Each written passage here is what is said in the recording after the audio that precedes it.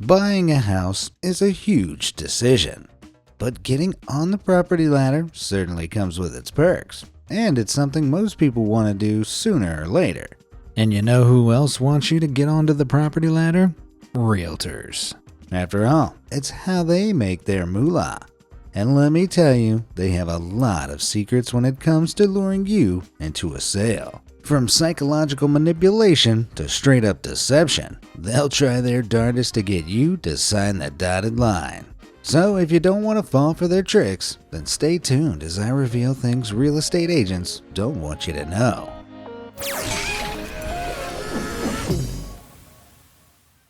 Tricks of the trade.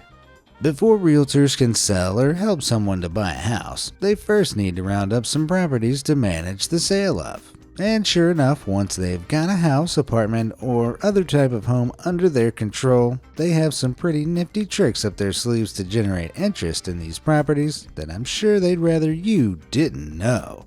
But just between you and me, I'll let you in on a few secrets. One of the niftiest tricks in a realtor's repertoire for gathering interest in a property is a wide-angle camera lens. Sounds insignificant, but just take a look at these two pictures and you'll see what I mean. Just a tad different, huh? Well, that's because wide-angle lenses expand space and create the illusion of depth, sometimes stretching images with such intensity that it even causes the subject to have curved edges. This space-expanding principle is invaluable in the real estate world and works by making furniture seem further apart and rooms seem more airy and spacious, therefore creating the illusion of a larger interior than in reality. This not only generates initial interest from viewers checking out online property listings, but it can also cause people who viewed the property to misremember how big it actually was inside when they recheck the listing page after viewing. So if you ever notice some not so straight lines or distorted edges on a listing, then be wary. The realtor may be trying to trick you with a wide-angle lens.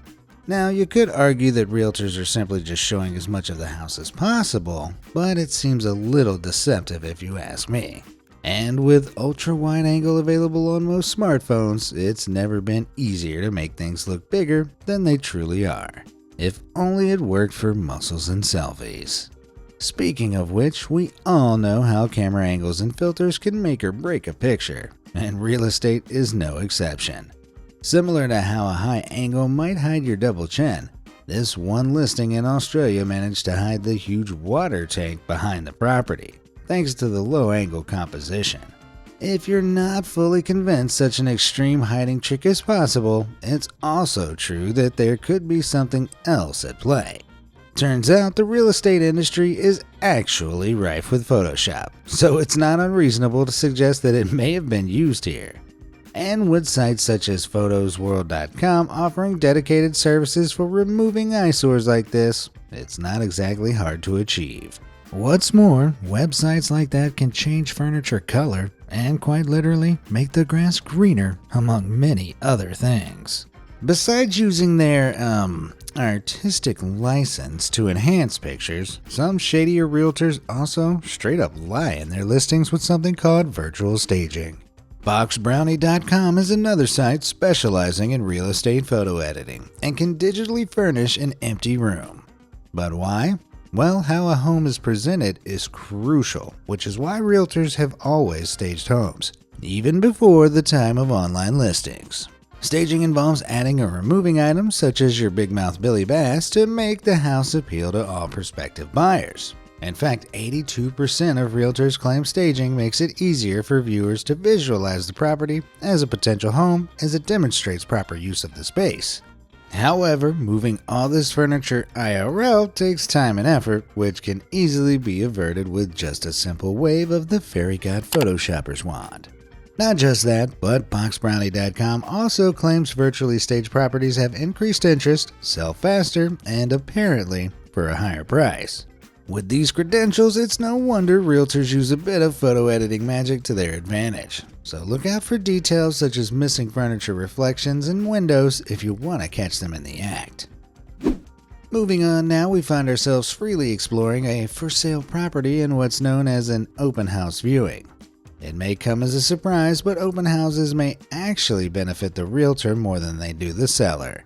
Finance journalist Carrie Kirby states that, generally speaking, only 1 out of every 6 viewers will wind up interested in pursuing a property they go to view.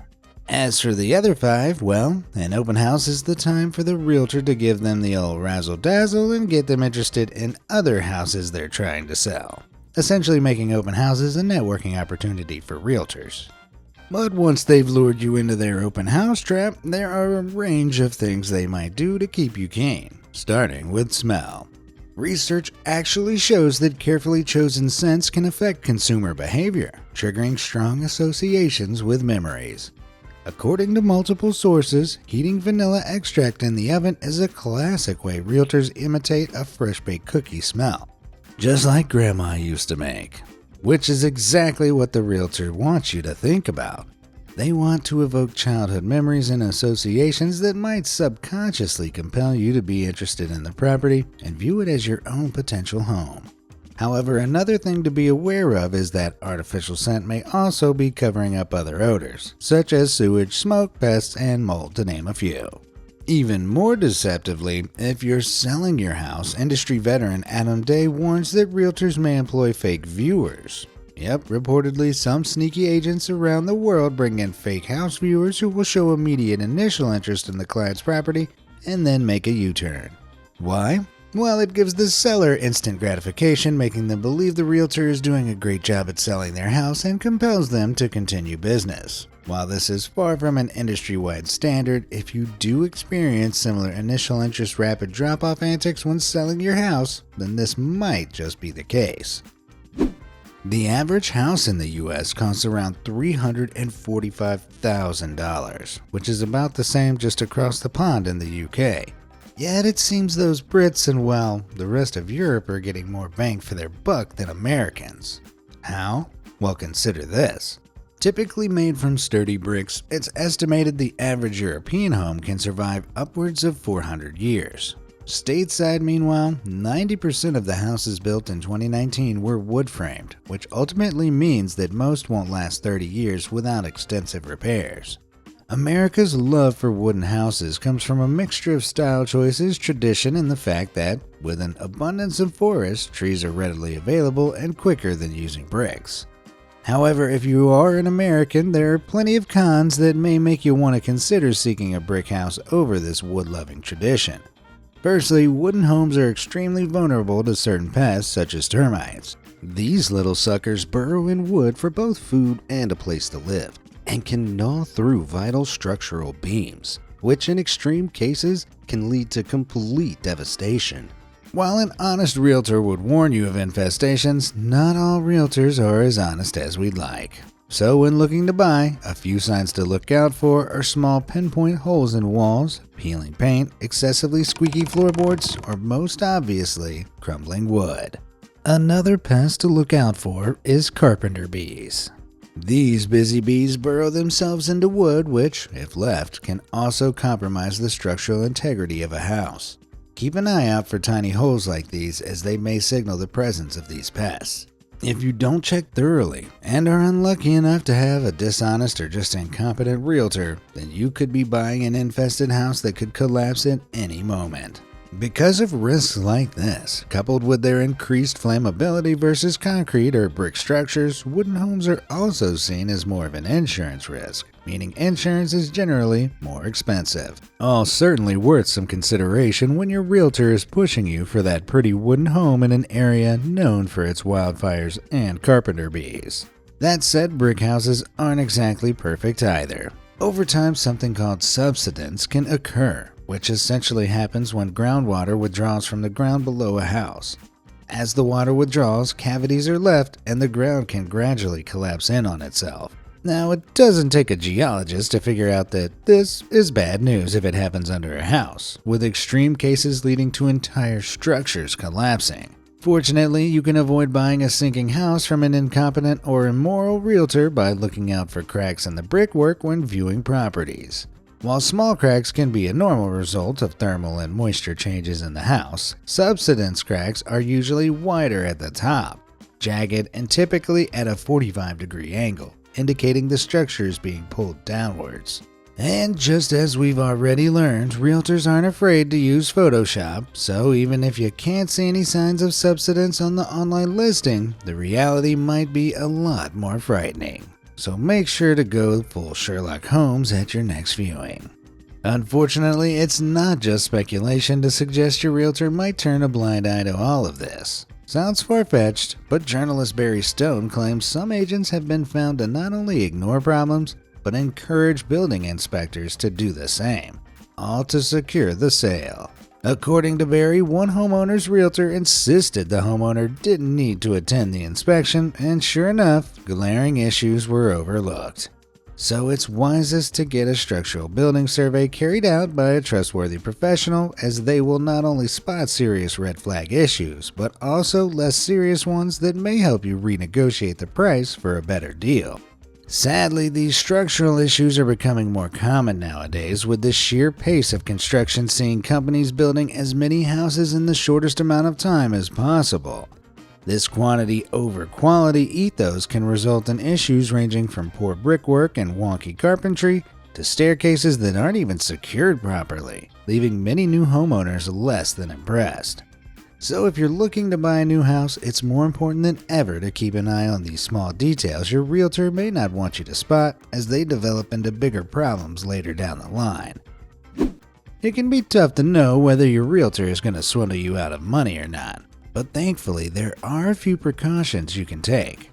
First and foremost, it's always a good idea to background check your realtor. Legally, they should supply you with their license number, which, by using sites such as Harello.com, you can check their record for any misconduct. Something else to consider is short contracts. Realtors will typically tie you into a 12-month listing contract, which gives them plenty of time to sell your house and bank their commission. However, if you specify a shorter term, like 3 months for example, it means you can switch out of your realtor if you don't like their approach. Not only that, but the shorter term might also incentivize the agent to prioritize you over other clients. Now, I'd just like to say, if I were your realtor, I'd make you my #1 priority. So in exchange, why not go ahead and hit those like and subscribe buttons? It's free real estate, and I'm offering some pretty sweet digs if you stay tuned. All signed and initialed? Great. Back to some realtor tricks we go. Picture the scene. You're sifting through Zillow, and you stumble upon a modern 4-bedroom, 3-bathroom house in Washington. Even better, it's just $400,000. A bargain when you consider the average home in Washington is around $542,000 according to Zillow. But that's just what realtors want you to think. See, they know a lower than average price is going to garner interest, and with bidders battling it out for this bargain house, it isn't long until the price isn't such a steal after all, lining the realtor's pockets as a result. But just how much does a realtor bank from a sale? Well, most charge around 6% commission, though this is typically split 50-50 with the realtor representing the buyer and vice versa. The realtor then has to pay a set percentage to their broker, which is essentially the company that provides them with training and resources and usually provides an office. All in all, the National Association of Realtors claims the average annual realtor salary is about $70,000. Something your realtor might not mention, however, is that commission is, in fact, negotiable. It's sometimes possible to negotiate a realtor's commission down by a percentage or two, meaning you pay them less for their services, though reducing it too much can be detrimental, as it doesn't give the realtor much incentive to spend a lot of time getting you the best deal when buying or selling your house. In fact, your realtor probably doesn't care as much as you'd think about the price a house fetches. Not at least according to marketing consultant Alan Moore. You'd assume that higher house prices are in their best interest, but Alan claims realtors would actually rather settle promptly for a reasonable offer and move on to the next house because in the long run, more houses equate to more money. It's even rumored that some realtors might not disclose the highest offers to their client. Why? Well, high offers tend to be slightly less likely to get finalized, whereas if the realtor only presents the homeowner with middle-of-the-road offers, they're more likely to secure a quick paycheck. This is, of course, very unethical and can actually result in them losing their license. That is, if they get caught. And speaking of getting caught, Realtors caught red-handed. Now, so far we've seen a few tricks of the trade that realtors would rather I hadn't told you about, but there are more secrets to be exposed. Remember how I just mentioned background checking your realtor? Well, here are a few examples of why that might be a good idea. In 2016, 22-year-old realtor Kayla Seeloff had just closed a deal on a property in Texas, and on this celebratory occasion, Kayla decided she would invite her, shall we say, close friend Joshua Leal to the property she just sold. 2 pals, free house, nothing suspicious here. Only the neighbors did report suspicious activity to the police, and it wasn't long until they busted into the property and discovered Kayla and Josh embroiled in their own little love shack. They initially claimed they were a married couple who'd just moved in, but when the cops asked for ID, Kayla took them to the car where they also found some, human catnip, if you know what I mean. Eventually admitting that she was indeed the realtor, Kayla and her Romeo were arrested. And it wasn't just the client's trust and respect that Kayla lost, but her job too. Not to mention her secret makeout spot. But how often does this really happen? Rarely, you would assume, but then again, with access to your home, there's always the chance that your realtor, like Kayla, might just abuse their privileges.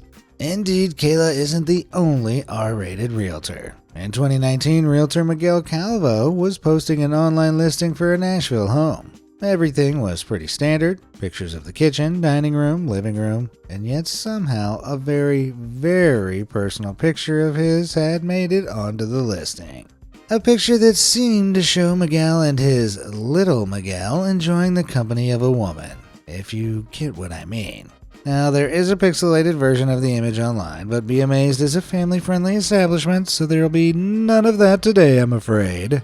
Miguel worked as an independent contractor under Benchmark Realty, who claimed that they were investigating the incident, and repercussions would not be merciful if Miguel's mishap was found to be intentional. Updates were not given publicly, but either way, I don't think I'll be trusting my home to a man whose image listings may wind up guest starring Little Miguel. Real estate mysteries. When buying a house, there's often a lot more under the hood than what you realize. Some of this stuff your realtor really may not want you to know about. And if these upcoming examples are anything to go by, those little hidden secrets can get really weird and even downright creepy. In a 2012 Reddit post by Causey Walsey, they described how their friend had recently moved into a house and had found a random drain pipe that seemed to have no purpose. Intrigued, they tailed it along until it led to a wall which seemed to have dead space behind it. They knocked through the wall and what they found was shocking. A perfectly preserved bathroom just lying there, complete with wall art and Kleenex. But why was this extra bathroom kept a secret? Surely it would have increased the value of the house. Well, an architect in the post's comments had a pretty compelling explanation. He suspects the bathroom wasn't an original feature of the house, but a renovation that used unpermitted water lines, or the room itself was built without a permit, meaning due to legalities, the previous owners hid it before selling the house. Which, given how tedious acquiring building permits can be, is far more common than you'd think. So next time you view a house, why not take a sledgehammer and bash a few walls down? There might be a secret bathroom. Just pray that it's not occupado. On the topic of hidden rooms, back in 2021, TikToker Samantha Hartso uncovered a huge secret her landlord had been keeping from her. After noticing a strange breeze coming through her apartment, Samantha was desperate to get to the root of the problem. Her detective work led her to the bathroom, only there was no vent nor nothing else that could be creating the breeze. In fact, this breeze was so intense that it even blew her hair. After a little more digging, she found the root of the problem as she made a shocking discovery. Concealed behind her wall-mounted mirror was a hole leading to a derelict secret apartment. Yep, a full-blown apartment just abandoned and sitting beyond Samantha's mirror. In the mood to explore, Samantha buckled up and ventured into the unknown. As she explored the derelict 2-story apartment, there was nothing particularly remarkable, just trash and remnants left behind. After questioning her landlord about the, gaping hole to another dimension behind her bathroom mirror, Samantha explained how they initially ignored her, but after persisting, they eventually gave her a vague answer about doing construction work on the room. But why would they leave this little access hole behind the mirror? Well, that remains a mystery. Either way, it seems her landlord didn't want her to find out about it, likely given the security risk to Samantha if someone were to break into the vacant apartment. In the end, they filled the void, though evidence of the lost portal can still be found lurking behind Samantha's mirror. But if finding a secret portal in your wall sounds bad, then just wait while you get a load of this next discovery. In 2015, the Bretsius family in Philadelphia were carrying out some renovation to make their 1930s house a dream home. However, things quickly turned nightmarish as they unearthed something particularly gross hidden in the walls of their home. Dead chickens! No, I wish I was lying, but their home had been insulated with chicken bones, spices, and other ritualistic items. But why on earth would anyone do this? Well, experts suspect that it was a form of Dutch folk magic known as powwow. This was allegedly meant to warn off sickness, which is ironic considering how it made the homeowner Kaja Bretsius feel very sick. Now, I'm going to give their realtor the benefit of the doubt and suggest they also weren't aware of the dead chicken insulation. But I suspect they wouldn't have been very forthcoming in advertising this unique feature of the house had they known. Okay, so truth be told, if you really don't want to chance one of the biggest decisions of your life to a realtor, and who can blame you given what we've seen so far, then you really don't have to.